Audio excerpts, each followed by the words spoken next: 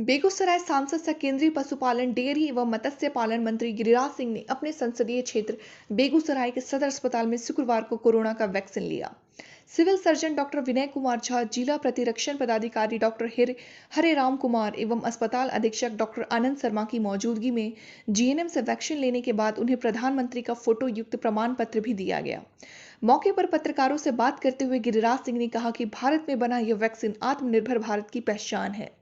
प्रधानमंत्री नरेंद्र मोदी के आत्मनिर्भर भारत के वैज्ञानिकों द्वारा बने इस वैक्सीन की सराहना डब्ल्यूएचओ सहित पूरी दुनिया कर रही है। अपने को एडवांस समझने वाला चीन भी वैक्सीन बनाने के मामले में काफी पीछे रह गया। विपक्ष को इस मामले में देश के वैज्ञानिकों की तारीफ करनी चाहिए। करीब 100 देशों को भारत वैक्सीन देकर मदद कर रहा है। हमारा मूल सिद्धांत है सर्वे भवन्तु सुखिनः, सर्वे सन्तु निरामया, वसुधैव कुटुंबकम। इसी सिद्धांत के तहत पूरी दुनिया में सबको भारत वैक्सीन देकर मदद कर रहा है। कुछ लोग कहते हैं कि यह वैक्सीन मैं नहीं लूंगा, यह बीजेपी का वैक्सीन है, लेकिन यह बीजेपी का नहीं, देश का वैक्सीन है। इसे देश के वैज्ञानिकों ने बनाया है, बीजेपी ने नहीं। अखिलेश यादव हो या राहुल गांधी, जो लोग कल तक गाली देते थे, वो अभी वैक्सीन चुपचाप लेंगे। गरीब को भ्रम में डालकर वैक्सीन लेंगे। जैसे किसान आंदोलन में भ्रम पैदा किया, वैसे ही वैक्सीन लेने में भी भ्रम पैदा करेंगे। यह देश का दुर्भाग्य है कि यहाँ का विपक्ष भारत का देश साथ देने के बदले कोई इमरान खान की भाषा बोल रहा है तो कोई चीन की भाषा बोलता है। वहीं बंगाल चुनाव को लेकर कहा कि ममता बनर्जी वोट के लिए कुछ भी कर सकती है। बंगाल चुनाव होने वाला है, इसको लेकर ममता बनर्जी मोदी जी के डर से मंदिर के पुजारियों को साथ जोड़ने की कोशिश और जय दुर्गा जय काली कर रही है। लेकिन ममता बनर्जी बांग्लादेशी घुसपैठियों के साथ भी खड़ा दिखती है, सिर्फ वोट की राजनीति करती है। ममता बनर्जी का काउंटडाउन शुरू हो चुका है। 2 मई को सत्ता से जाना तय है।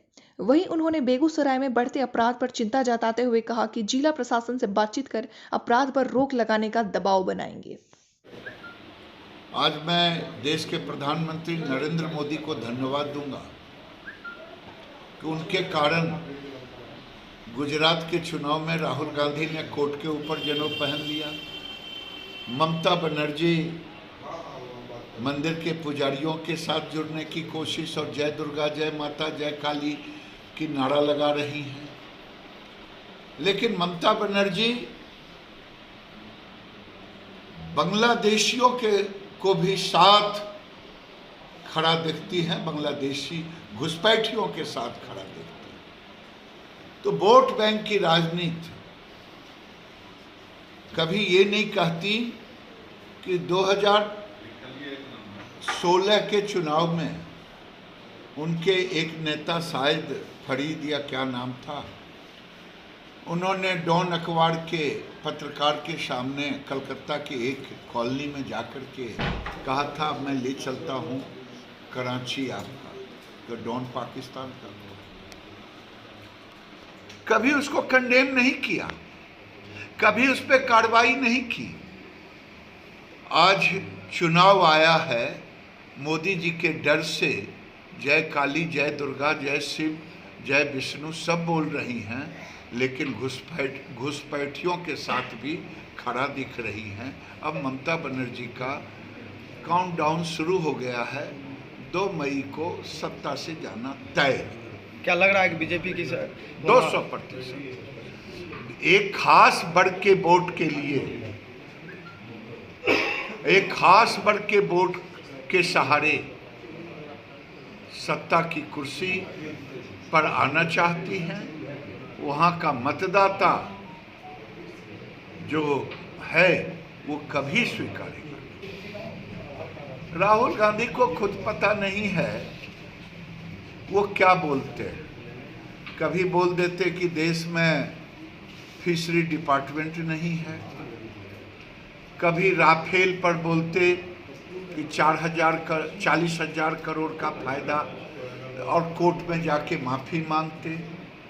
वो भ्रम फैलाना, झूठ बोलना, उनको लगता है कि देश के नागरिक के सामने हम झूठ बोल करके भ्रम फैला देंगे, ये होने वाला नहीं।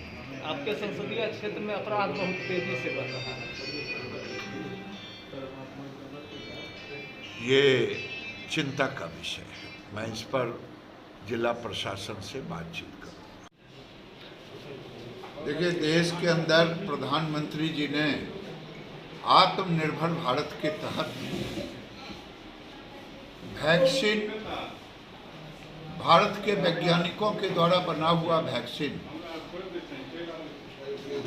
को आज पूरी दुनिया में WHO के साथ पूरी दुनिया प्रधानमंत्री और भारत के वैज्ञानिकों की सराहना कर रहा है। लगभग 100 देशों में भारत का वैक्सीन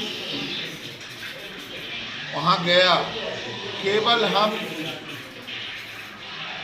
जो हमारा मूल सिद्धांत है, सर्वे भवन्तु सुखिनः सर्वे सन्तु निरामयः वसुधैव कुटुम्बकम, उसी सिद्धांत के तहत पूरे दुनिया में सबको वैक्सीन की मदद भी कर रहे हैं। और भारत में भी हमने जो, ये भारत का सौभाग्य है। देश को प्रधानमंत्री का धन्यवाद, देश के वैज्ञानिक को धन्यवाद। और उन लोगों से मेरी प्रार्थना है जो लोग कहते थे ये वैक्सीन मैं नहीं लगाऊंगा, ये तो बीजेपी वालों का है। बीजेपी का वैक्सीन नहीं होता, देश का वैक्सीन है और वैज्ञानिकों ने इसे बनाया है। ये सौभाग्य है कि हम उन वैज्ञानिकों को अपना वैज्ञानिक मानते हैं। और चाहे अखिलेश यादव जी हों, चाहे राहुल गांधी, अखिलेश यादव, जो लोग कल तक गाली देते थे, वो वैक्सीन लेंगे, चुपचाप लेंगे, गरीब को भ्रम डालेंगे, गरीब में भ्रम पैदा करेंगे, जैसे किसान आंदोलन लेके कर रहे हैं। लगातार सवाल भी खड़ा कर रहा है वैक्सीन को लेकर विपक्ष, तो उस पर क्या कहेंगे? दुर्भाग्य है, ये एक तरफ वैक्सीन पर सवाल खड़ा कर रहे हैं, दूसरे तरफ पूरी दुनिया वैक्सीन हमसे मांग रहा है। WHO इसकी सराहना कर रहा है। वैसे इनका फितरत है, इनकी आदत है सवाल खड़ा करना। चाहे हमारे सैनिक बालाकोट पर स्ट्राइक करें तो भी सवाल खड़ा करते हैं। चाहे हम अपना तेजस जैसा जहाज बनाते हैं, उसके भी निर्भरता पर, उसके भी सक्षमता पर, उसके भी आत्मबल पर इनको कभी ये नहीं हुआ कि भारत आज आत्मनिर्भर भारत के तहत कोवैक्सीन पर भी सवाल उठाते।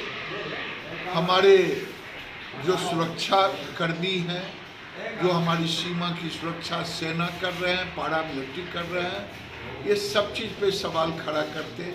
इस देश का दुर्भाग्य है कि यहाँ का विपक्ष भारत का साथ देने के बजाय कोई इमरान की जुबान बोलता, कोई चाइना की बात